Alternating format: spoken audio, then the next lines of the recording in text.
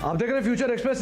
जिस तेजी की बात अभी चंदन थोड़ी देर पहले कर रहे थे, 15,800 के ऊपर सस्टेन होने के बाद वो 15,825 के आसपास अब निफ्टी को ले आया है। दिन के ऊपरी स्तरों के करीब निफ्टी कामकाज करते हुए 34,897 ये निफ्टी बैंक का लेवल भी देखने को मिला। करीब करीब 500 की तेजी है। अच्छा, इस बीच बजाज ऑटो के नंबर्स आपकी स्क्रीन पर आप देख पा रहे हैं। जो आंकड़े हैं उसके लिहाज से 1061 करोड़ का एक मुनाफे का आंकड़ा आता हुआ दिखाई पड़ा है। अनुमान था 1137 करोड़ रुपए के आसपास का आंकड़ा होगा, लेकिन 1061 करोड़ का आंकड़ा आया है।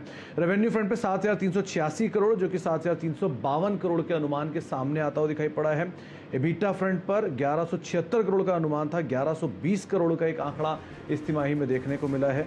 और मार्जिन फ्रंट पर भी करीब 16% के मार्जिन का अनुमान था, 15.2% ये मार्जिन का एक नंबर आता हुआ दिखाई पड़ रहा है। शेयर दिन के ऊपरी स्तरों के करीब पहुंच गया है। करीब करीब 3980 ये मौजूदा स्तर देखने को मिला है। चंदन, अंडर परफॉर्मेंस चल रही थी नंबर से ठीक पहले, और नंबर्स अनुमान के मुताबिक ही देखने को मिल रहे हैं।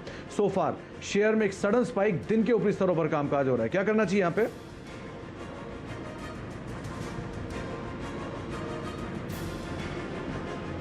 सपोर्ट बेस्ड बाइंग देखने को मिल रही है, तो यहाँ पे फोकस करना चाहिए मेरे हिसाब से। यहाँ पे एक पोजिशनल ट्रेड बन रहा है इस काउंटर में। आपको 3880 के स्टॉप लॉस से कहीं ना कहीं 4100 तक के अपसाइड काउंटर दिखा सकता है रिसेंट सेटअप की वजह से। ओके, 4100 तक के आंकड़े यहाँ पर देखने को मिल सकते हैं, वो लेवल देखने को मिल सकता है। कुछ आंकड़ों पर अगर और नजर डालेंगे तो मुनाफे के अंदर जो नंबर आया है वो 1061 का 1332 करोड़ से सीक्वेंशियल बेसिस पर टूट कर आया है, और करीब 528 करोड़ से दोगुना होकर इस तिमाही के अंदर ये आंकड़ा आता हुआ दिखाई पड़ा है। रेवेन्यूज फ्रंट पर भी 8,596 करोड़ का नंबर था लास्ट क्वार्टर में, इस बार 7,300 करोड़ के आसपास का आंकड़ा है, जो पिछली बार 3,080 करोड़ था। तो एक लो बेस के सामने स्ट्रॉन्ग साइड पर नंबर वाई बेसिस पे आपको देखने को मिल रहा है। सीक्वेंशियल बेसिस पर अनुमान बाजारी लगाकर चल रहा था कि बड़ा डिप देखने को मिल सकता है, लेकिन उसके कंपैरिजन में नंबर थोड़े बेटर साइड पर आते हुए दिखाई पड़े, और शायद इसीलिए मार्केट्स को वेटेज दे रहा है। और करीब करीब दिन के ऊपरी स्तरों के आसपास शेयर कामकाज करते हुए फर्दर जो फाइन डिटेल्स हैं उसके ऊपर नजर रखनी होगी। लेकिन चंदन को लगता है करीब 4100 के आसपास के या 4150 तक के आसपास के आंकड़े जो देखने को मिल सकते हैं। अच्छा चंदन, ये मार्केट्स में तो एक अच्छा मूव है, कोई सस्ता ऑप्शन भी आपने आइडेंटिफाई किया है क्या? जी हाँ, देखिए सस्ता ऑप्शन भी यहाँ पे सिलेक्ट किया है, और वो आईटी पेक से रहेगा। आप देख रहे हो कि सिलेक्टिव आईटी कंपनीज काफी अच्छा कर रही है, और टेक महिंद्रा का जो ब्रेकआउट हुआ है वो एक रिमार्केबल ब्रेकआउट है। आज के दिन लगभग 12% के ओपन इंटरेस्ट टेक महिंद्रा में देखने को मिल रहे हैं, और मैं चार्ट सेटअप को देखूं तो ये स्टॉक अपने लाइफ टाइम हाई पे चल रहा है, और एक वीक और डे चार्ट में एक मेजर ब्रेकआउट दिया है। तो टेक महिंद्रा के कॉल पे फोकस रहेगी। हालांकि काफी बड़ा मोमेंटम हमें पिछले कुछ मिनटों में देखने को मिल चुका है, उसकी वजह से प्रीमियम तो चेंज हुआ है, बट अभी भी इसको खरीदारी की सलाह रहेगी। तो टेक महिंद्रा का जो 1100 का कॉल है वो हम खरीदारी की सलाह दे रहे हैं। हालांकि टारगेट मैंने इसमें 26 रुपए बनाए थे, बट ये प्राइस चेंज हो चुका है। तो बट मैं अभी करंट लेवल से बात करूं तो 1100 का कॉल ले, करंट लेवल पे ले, या हल्का सा डिप आए तो ले। आपको 12 रुपए का स्टॉप लॉस और 32 से 33 रुपए तक के टारगेट टेक महिंद्रा के 1100 की कॉल में मिलने चाहिए।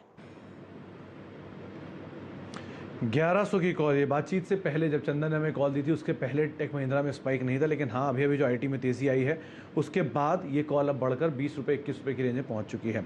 आप 26-27 रुपये ये पहले टारगेट दिए थे, लेकिन अब आप 30 रुपये तक के आसपास के भी यहाँ पर टारगेट बनते हुए दिखाई पड़ सकते हैं। लेकिन आपको 12 रुपये का एक स्टॉप लॉस जो नीचे चंदन ने इसको फर्दर ट्रेल किया 7 रुपये से बढ़ाकर, आप उसको फॉलो कर सकते हैं। अच्छा चंदन, ये आपने टेक महिंद्रा की बात की, एल&टी टेक की बात की, इन्फोसिस को भी एक बार देखिए वहाँ क्या करना चाहिए, क्योंकि बेलवेदर है। अगर स्पेस तेजी पकड़ता है तो इन्फोसिस ऑब्वियस ही बात है सपोर्ट करता हुआ दिखाई पड़ेगा। अभी कुछ मूव भी आया यहाँ पर, क्या करें इन्फोसिस में?